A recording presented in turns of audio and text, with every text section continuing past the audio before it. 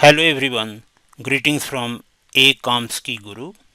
Today we will discuss about some of the generative AI tools that could be used by software developer to enhance their productivity, whatever they do daily. So here I have listed out these tools that we will go over. So first one is ChatGPT.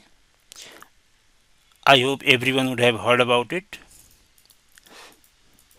So here if I open the ChatGPT, here we could ask some questions and answers. So for example, if I ask, so here I will show some software development related question, but it could be anything. So let's say if I say um,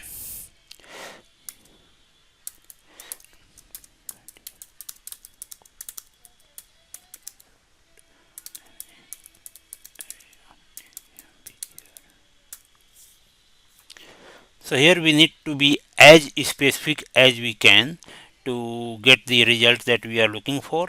In case result is not as expected, then we could ask more specific question later on to enhance the previous result. For example, here you see it has given the answer in a certain way, but let's say that if I want it in a little different way, then we have to tell. For example, let's say that if I want to specifically ask, do not use some functions or something. Instead, you specifically write some, let's say merge sort. So here I will say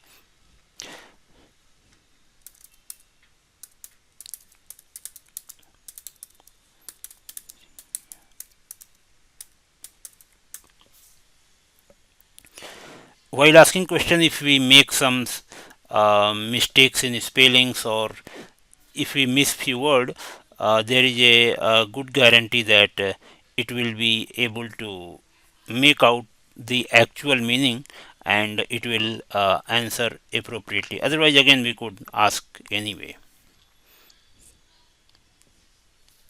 Okay, so I think there is some problem. It happens depending on load.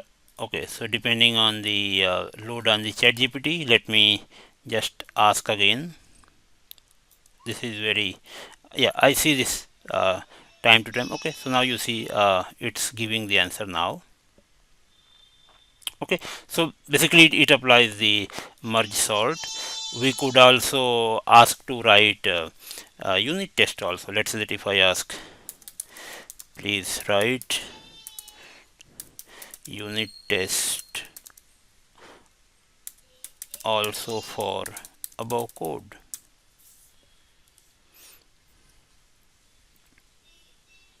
Okay, so here we have a unit test as well.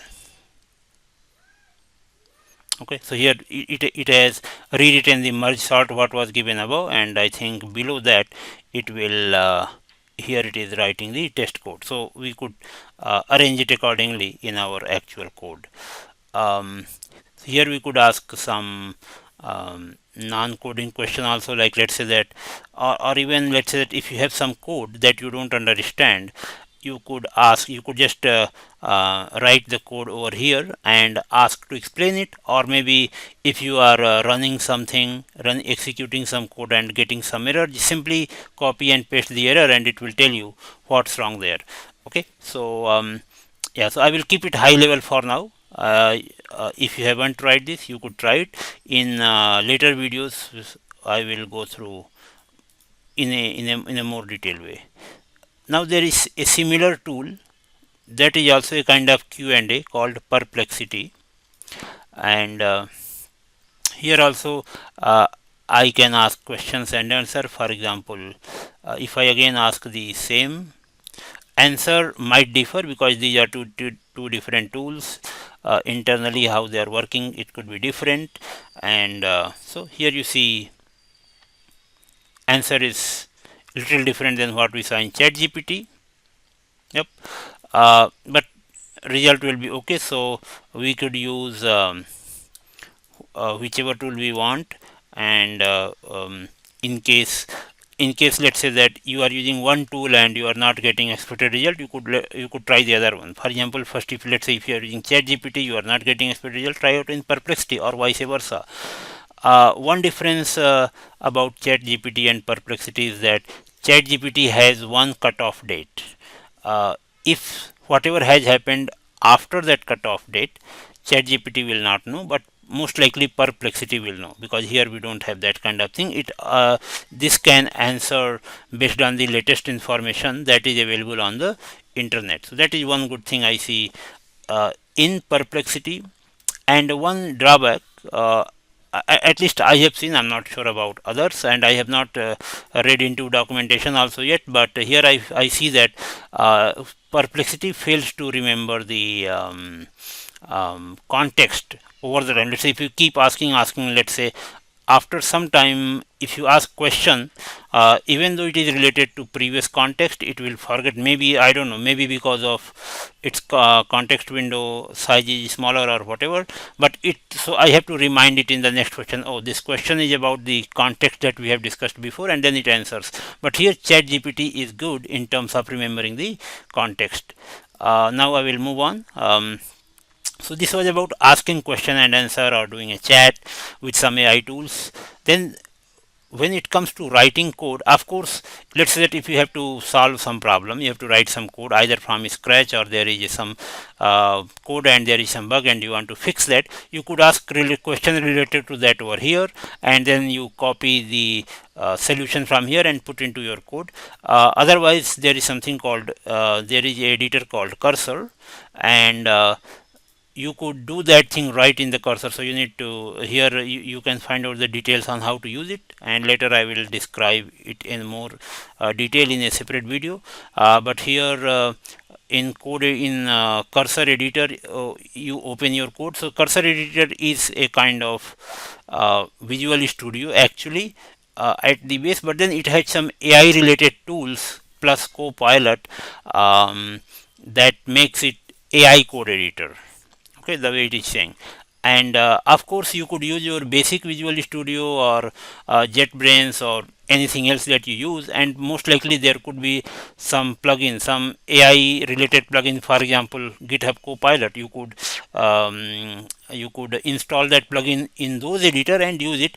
But then this cursor editor is that, and plus it has a lot more additional capability, and so at least I and many other, I can say for sure, prefer to use Cursor. Those who want to utilize AI as a helper or as a co-pilot when writing code. And here in if you open the Cursor code editor, it will you will see, you will feel that, oh, it's visual code.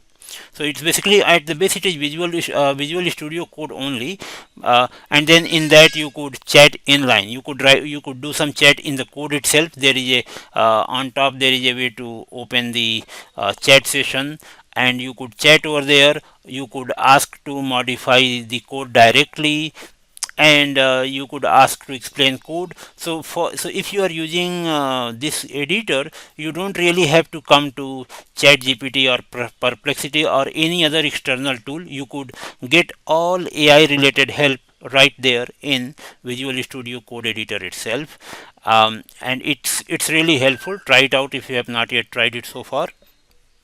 You will find it amazing. Then one more code related, writing code related thing is a tool called Sweep. It works little bit differently.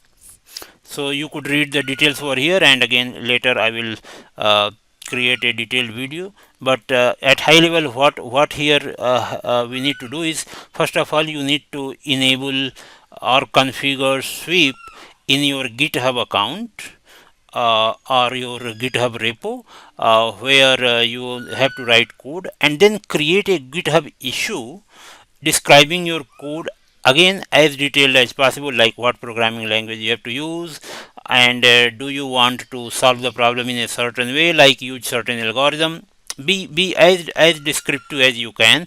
Do you want to write unit code? And so basically whatever you will say it will do, and if you don't say something then it will make a best assumption by itself and do it. And it's not only about, this thing is not only about sweep but about uh, cursor, perplexity also. If you are not enough detail it will make some assumptions then. So you have to be as detailed as you have to as you can. And then when you create a GitHub issue, and as soon as GitHub issue is created it will create a pull request with the code. And in case that code is not good enough and it needs more refinement, you could write comment in the pull request, and then immediately a comment in the sense that you could say, oh, this is not correct, do it so and so way. It's like a way of chatting. So in sweep you can chat with sweep via GitHub comment in pull request, and then it will refine the code accordingly. It will just update the pull request depending on whatever comment you are telling it to do.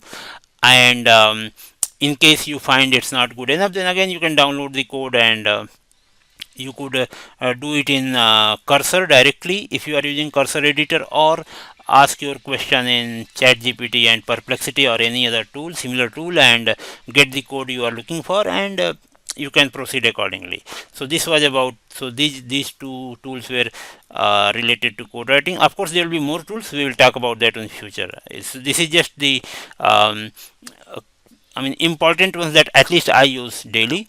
I am describing over here. Then for code review activity there is a tool called Code Rabbit, and this again you have to configure it in your GitHub, something like the way we have to do it for sweep. We have to configure this also uh, in GitHub, and then as soon as you create a pull request, the Code Rabbit will immediately review your code and give the code review result if something is wrong and things like that, or maybe some convention.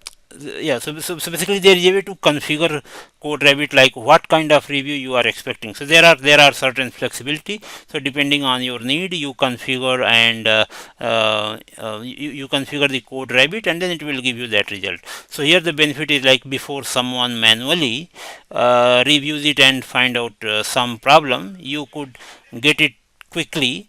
So yeah, so basically it improves your efficiency, and you deliver a good quality code quickly. So this is all I wanted to keep this short, and in coming videos I will try to prepare one recording for each, to go in little more detail and show it live how we do things over here. If you have any question, comments, write it in the comment. If you find it useful, like it and share it, so that it will give me give me confidence that that it is going to be helpful for others, and I will make more and more video. Thank you very much.